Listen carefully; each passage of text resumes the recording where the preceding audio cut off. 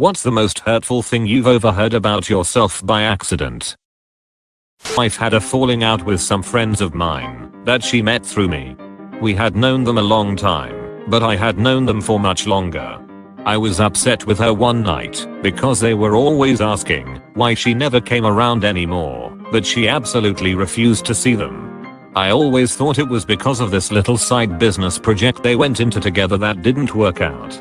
So I'm driving my wife somewhere and I just start getting upset with her that she won't make up with them and move past it like they did, and it sucks that she never comes with when I go over there.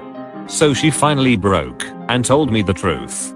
Every time she went over there without me, they would talk shit about me, putting down my personality, my humor, and much more. I guess they thought she would be okay with it, like a joking haha my husband can be such a insert something right. But she wasn't okay with it. She's not a confrontational person, so she never really spoke up, but she was disgusted by the way they spoke about me behind my back and refused to have anything to do with them. She had been letting me think it was all her fault and she took it because she knew the truth would hurt my feelings. And it did. It boggles my mind to still be thinking about this nearly 3 decades later.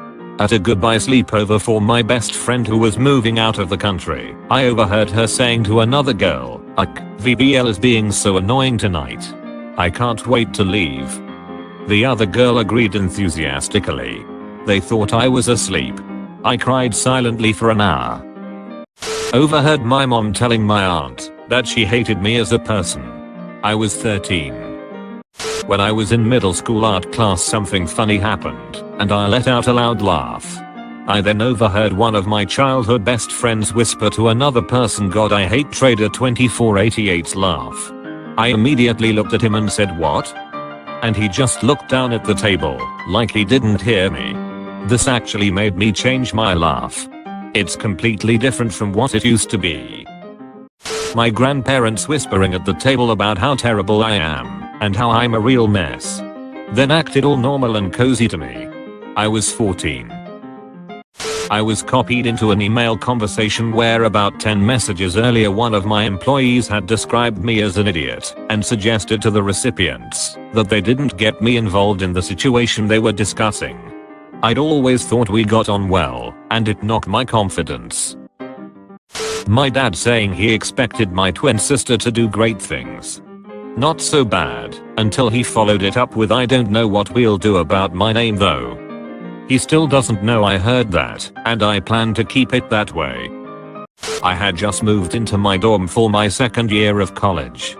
My roommate was my best friend since 9th grade.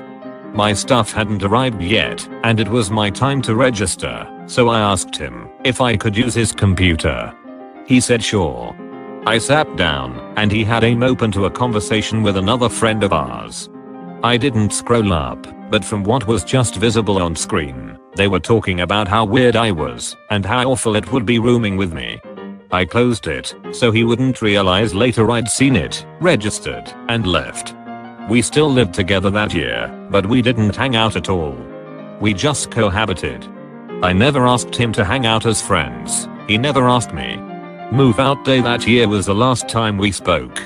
That was over 10 years ago. We chatted every day for 6 years, then haven't spoken since. I still don't know if I did or said something to flip how he felt about me, or if he never really liked me to begin with. The possibility of the latter really fucks up your future friendships. Hell, the former does too, knowing apparently you're capable of unknowingly saying or doing something to throw away a 5-year friendship. Everyone I'd invited to my first sleepover laughing while reading my diary entries about how my dad had been abusing me. I'd left the room and one had gone snooping. It was worse when they wouldn't stop or give it back when I burst in and pleaded with them to. Then everyone laughed even harder. That was the first and last time I wrote anything real like that in a diary. I think this was 9th grade. A girl I had a crush on, but hadn't really talked to at all, was moving away. A few days before she moved I overheard her saying, "Yeah, I'll miss pretty much everyone. But I'll tell you one person I won't miss, Sanskrit." That kinda sucked. When my oldest sister died, my older sister was crying to my mother about how she felt alone. My mother was trying to reassure her and said, "You still have Vamped Vixen though." But my sister said, "Who cares about her? I want oldest sister back." I kinda get it, but this was around the same time my mother told me to my face that it should have been me who died instead, because I don't have a husband or kids like my oldest sister did. It seemed like absolutely no one wanted me in my family and they all wished I could have switched places with the one we lost. People wonder why I'm depressed now. Walked up on a bunch of people who I thought were my friends talking shit about me, saying I'm a loser and all this other shit. When they saw me they fell silent, and I just walked away. That really hurt, but I got over it eventually. Went out to a bar with some friends for a birthday party for my ex-girlfriend. She really messed me up when she left me, like really bad, but I was trying to be nice since she invited me, so I figured I'd go out and be there for a drink or two. So, a mutual friend who had been broken up with a few days before and was there, so as I made the rounds I talked to her and tried to do whatever I could to let her know it would be okay. I'm no therapist, but I did my best, yeah no? I knew what a bad breakup felt like, as I was also going through one, so I tried to help. Anyways, after I left the table I overheard her talking to my ex at the bar about me trying to give her advice, and she said, "Well, nobody has ever loved him, so what does he know about any of this?" And they started laughing. Don't think they know I heard, but I grabbed my coat immediately and took a long walk home. I don't need people like that in my life. Haven't willingly seen either of them since. Just 5 minutes ago, my coworker told me my other coworker told her she'd quit immediately if I got hired onto the position they're currently at. Up until this point, I thought this girl and I were best friends. I even shared my Netflix password with her. That bitch. Some girls thought I was asleep and they were trying to figure out what's wrong with me because I don't know how to socialize. Edit. Why does everyone assume I was faking being asleep? Just had my head down on my desk because I was low-key crying because the class made no sense. I was 7 and basically poor trailer trash, but I asked my friend if I could stay the night. He called his mom to ask, and I overheard her say, "Tell him no, I don't want roaches and lice." Really cut me deep. To this day I have extreme anxiety about keeping my house clean. I couldn't help it, I was poor, and our roaches didn't pay rent, you bitch. I'm 12 years younger than my older sisters, and I was unplanned. At age 7, I overheard my mom crying and saying I was the reason she didn't love my dad anymore / we were poor / why she isn't happy, and that she didn't want to be a mom anymore. She said she didn't know how to love someone who ruined her entire life. It was Christmas Eve, and she was drunk talking to her best friend on the phone. It broke my heart / spirit, and that was only the beginning of my awful childhood. Side note, I'm 29 now, and moved out when I was 15 to protect myself.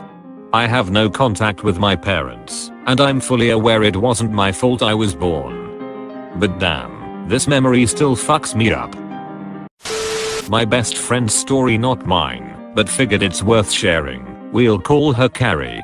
She was born super premature, but she ended up completely fine, like you would never know, unless you saw the pictures of when she was born.